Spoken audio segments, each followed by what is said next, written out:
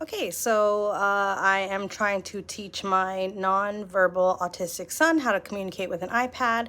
So we have a speech therapist that doesn't really specialize in, the iPad. We've been on a waiting list for like more than 6 months now. And yeah, so he just has a regular speech therapist where we're working on, flashcards. So the main thing that my son loves is hot Cheetos. So that was the very first card that we used.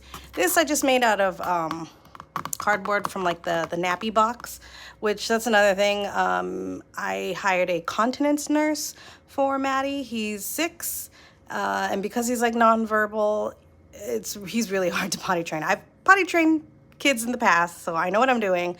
But it's just been impossible. I've tried everything, so we hired a continence nurse. So if you want me to talk about that, then we could go ahead and talk about that as well. Anyways, so basically we worked until he mastered this.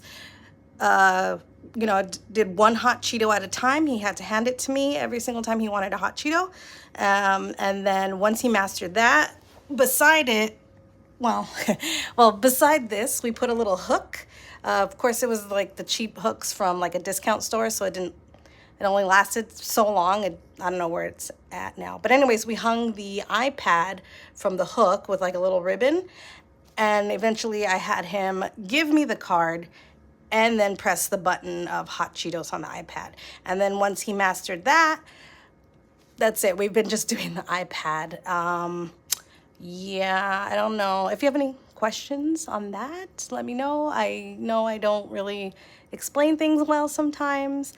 Not to mention, I don't script any of this. I don't edit anything. I just throw it out there. So any questions, let me know. Okay.